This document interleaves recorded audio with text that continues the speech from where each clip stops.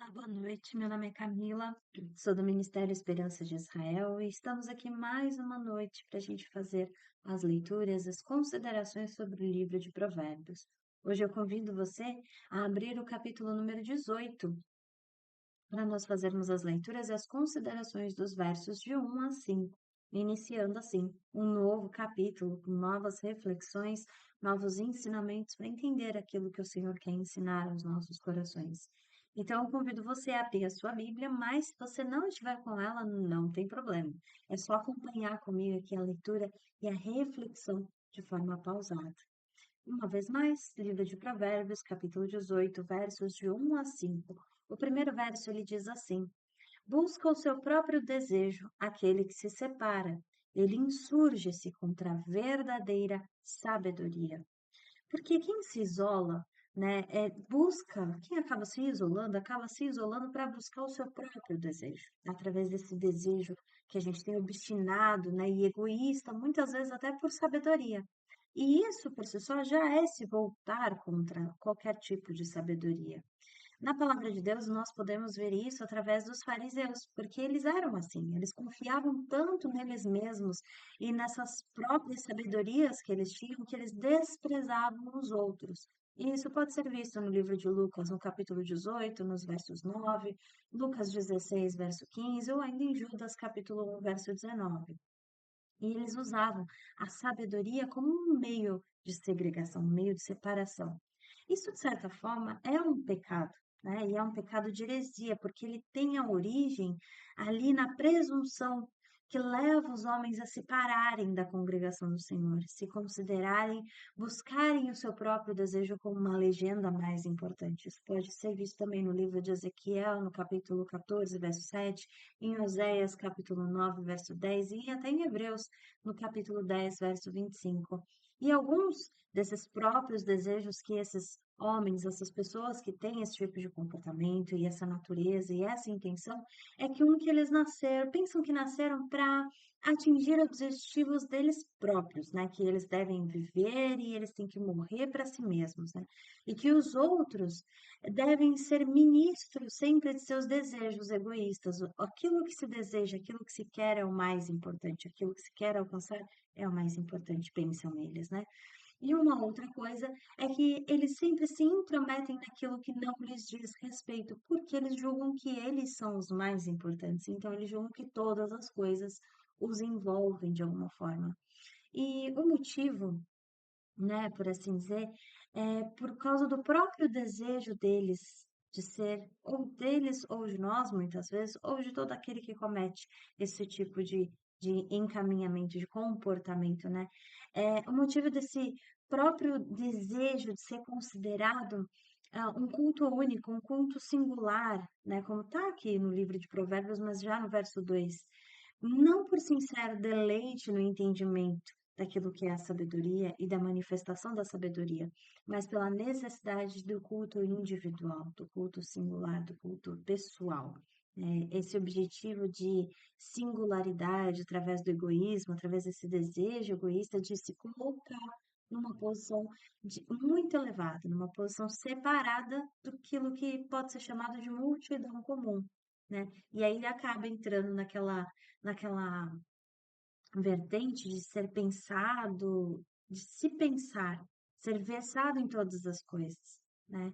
E que pode ser conhecido por conhecer todas as coisas. Então, esse homem dessa instrução que nós vemos aqui nesse verso, ele é uma intermediária com toda a sabedoria, ele é um intermediário com toda a sabedoria, né? Ele tem esse apetite inquieto de se tornar especial e separado dos outros e usa a sabedoria para isso, usa como um recurso que dá para ele um mecanismo único a ser elevado acima. E aí, não sendo acrescentado aquilo que ele busca, porque, em verdade, ele mal conhece ele mesmo e certamente também não conhece a paz que o Senhor transmite, muito menos a caridade e a humildade que aprendemos com Jesus, ele tolamente acha que pode deter um monopólio da sabedoria pelo acúmulo de conhecimento, pelo acúmulo de entendimento, pelo acúmulo de informação. No verso 2, A palavra do Senhor diz assim: não toma prazer o tolo no entendimento, senão em que se descubra o seu coração. Porque o tolo, ele não tem prazer no entendimento, e isso significa para a gente que ele não tem realmente prazer na sabedoria dos outros. Ele tem prazer na sua auto-opinião, porque ele não se importa, né? Ou porque ele não se importa com a compreensão em si mesmo, né? Além do uso que ele pode fazer dessa compreensão que ele tem sobre ele mesmo, ou ainda porque ele não recebe as palavras de sabedoria dos outros, ou ainda porque ele não vê sentido na necessidade da sabedoria, ou ainda que ela venha de outros a não ser dele mesmo. Então, a palavra do Senhor, ela diz isso, né? É tentar ensinar a um tolo, é como lançar pérolas diante dos porcos, ou ainda dar o que é sagrado aos cães. Mas quando ali o verso declara, se não em que se descubra o seu coração, porque o seu prazer, ele está exatamente nesse ponto, em revelar a sua própria opinião em todo tempo. O seu único deleite é revelar o seu coração e acaba assim mostrando a sua falta de sabedoria, né? Seus pensamentos cheios de tolices, e ali, como está em Provérbios 12, 28, Provérbios 13, 16, e ainda Provérbios 15, 2. Assim, mesmo demonstrando a sua tolice, ele ainda julga e considera que ele é superior aos outros e que beneficia dessa forma o mundo em geral. Mas não, porque antes, por loucura, ele é conduzido, como diz a palavra de Deus. E no verso 3, diz assim: vindo o ímpio, vem também o desprezo, e com a ignomínia a vergonha. Quando o ímpio vem entre os sábios, ele não vem para aprender, né? Essa é a reflexão que nós podemos tomar, mas ele vem para lançar alguma forma de desprezo, de alguma forma, de algum jeito, sobre todas as pessoas e sobre todas as coisas, especialmente aqueles que são piedosos no Senhor. Então, o ímpio, ele nutre esse desprezo na mente dele, ele lança essa ignomínia sobre os outros de todas as formas que ele puder lançar a mão, através de seus gestos, através de seus atos, ele lança reprovações com palavras, né? E aí, todos esses, apenas por retribuição, na mesma moeda, acabam recuando sobre si mesmos, né?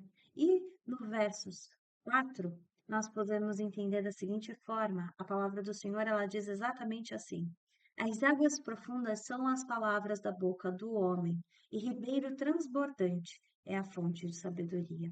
E aqui esse verso a gente tem algumas referências paralelas, como lá no livro ainda aqui de Provérbios, no capítulo 10, mas no verso 11, a boca do justo é fonte de vida, mas a violência cobre a boca dos perversos.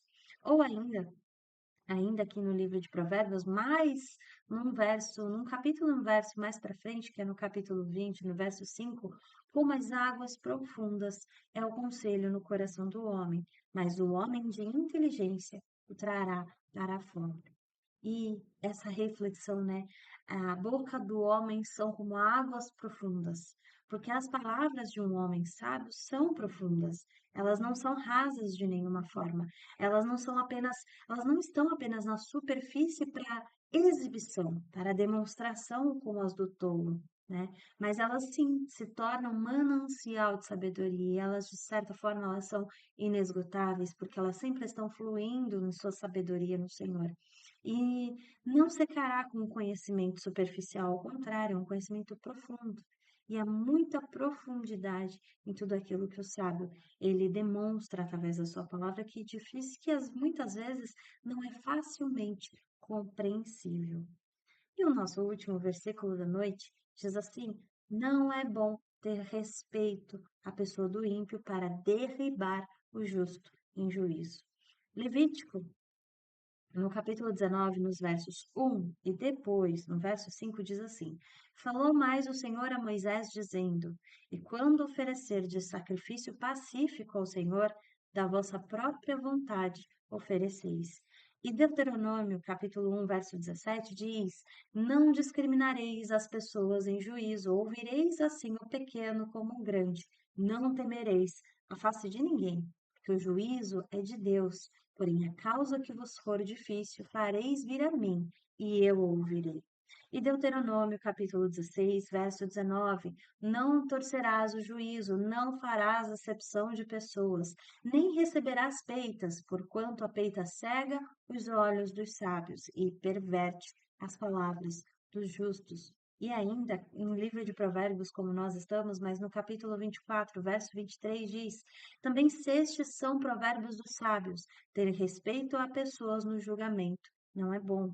E no livro de Provérbios, capítulo 28, versos 21, diz: Dar importância à aparência das pessoas não é bom, porque até por um bocado de pão um homem prevaricará.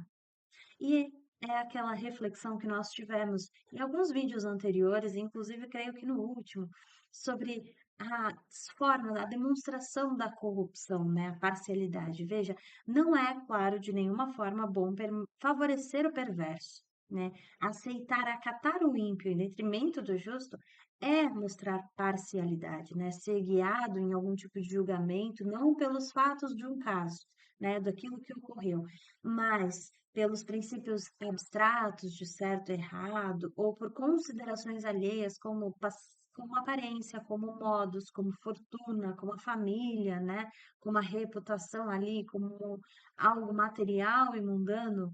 Então, Provérbios, no capítulo 19, versos 15, Deuteronômio 1, 17, 20, Provérbios 24, 23 e Provérbios 28, 21, vem para mostrar isso para a gente, né? Porque isso, exercer esse tipo de juízo, exercer esse tipo de linha de raciocínio, exercer esse tipo de comportamento, já demonstra corrupção. E é muito claro, assim como nós vimos no vídeo anterior, não devemos prejudicar de forma alguma o justo, porque a ofensa ao justo, ela sendo a perversão da justiça, né? Ao dar uma sentença como um homem, por exemplo, que é justo, e aí cujas causas o juiz tem razão para saber que é justa, é uma perversão da justiça e uma ofensa ao próprio Deus, uma vez que aquele que é justo foi justificado pelo Senhor.